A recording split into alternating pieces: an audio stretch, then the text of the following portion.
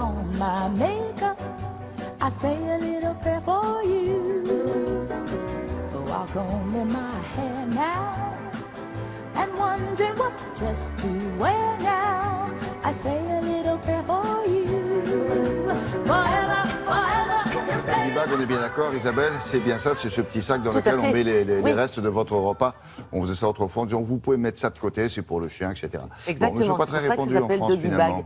Et non, ça n'est pas dans notre culture, même si, paraît-il, ça l'a été autrefois. Ouais. Il paraît qu'après la guerre, quand on allait au restaurant, eh bien, le souvenir des privations de la guerre faisait qu'on n'hésitait pas à demander au restaurateur de mettre dans un sac les restes du repas, ce que l'on n'avait pas consommé. Aujourd'hui, c'est fini. C'est difficilement accessible à notre culture. Ça se fait couramment aux États-Unis. Vous n'avez pas besoin de le demander. Vous allez à New York. Il faut dire qu'à New York, les portions sont gigantesques. Vous ne demandez rien, vous repartez, vous avez l'addition et le doggy bag avec.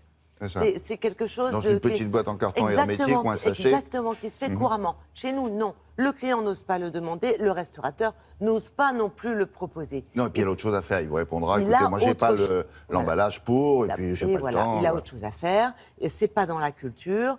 Le restaurateur n'a pas à proposer ce genre de choses. Il y a une sorte de gêne qui s'installe. Et le restaurateur va vous dire, en plus, chez moi, on finit les assiettes, ce qui est souvent vrai. Parce qu'en France, c'est bon, donc on finit les assiettes, on a cette tendance-là. Et puis, il n'y a rien qui a été fait. Alors, on va essayer de le faire. C'est en tout cas l'objectif de l'Union des métiers et des industries de l'hôtellerie. Pourquoi ? Parce qu'aujourd'hui, les restaurateurs veulent contribuer à la lutte contre le gaspillage alimentaire. On a quand même 15% de déchets qui proviennent de la restauration et qui sont dus au fait que justement, il n'y a pas cette notion des différentes portions en France. Au Portugal, par exemple, vous pouvez choisir entre petites et grandes portions. En France, vous ne pouvez pas. Alors, vous avez des petits appétits qui ne finissent pas leur assiette, non pas que ça ne soit pas bon, mais parce que c'est trop copieux. Donc, pour ce type de personnes, on pourrait instaurer le doggy bag. C'est en cours. C'est en train, ça va très doucement et il faut que ça s'installe. Il y a déjà quelques milliers de kilos de nourriture qui ont été préservés de la poubelle l'année dernière. Nous avons interrogé le responsable de l'Union des métiers et des industries de l'hôtellerie pour voir ce qu'il en pense et comment ça va s'installer et quel est le contenant.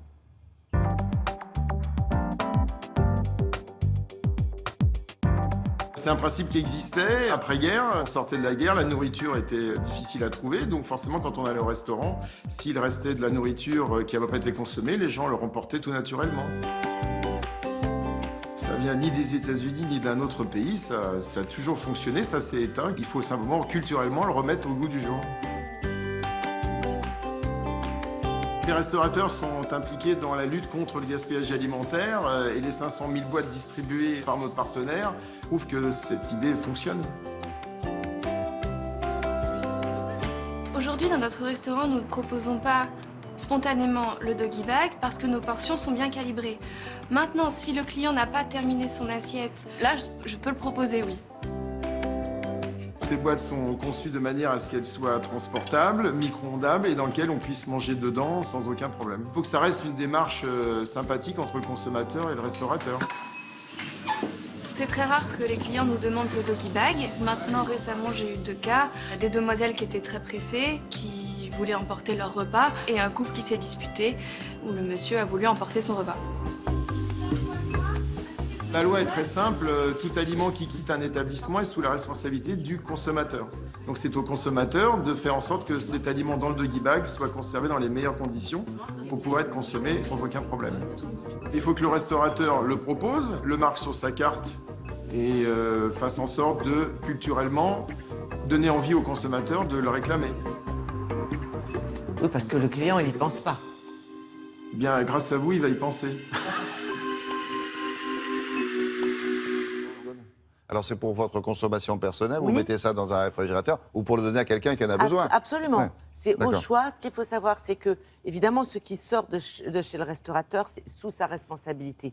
Mais à partir du moment où le produit est sorti du restaurant, ça devient la responsabilité du consommateur de conserver cet aliment. Bien sûr. Et ça, c'est très important parce que certains restaurateurs craignent cela. Ils se disent, si jamais il y a un problème ensuite de conservation, on va me dire que c'est de ma faute. Non, ça sera sous la responsabilité du consommateur. On le fait déjà pour les grandes bouteilles de vin. Ça serait pas mal de le faire aussi pour la nourriture. En tout cas, c'est une bonne idée à voir à l'usage comment ça évolue. Merci beaucoup. À tout à l'heure. Comment ça évolue le froid?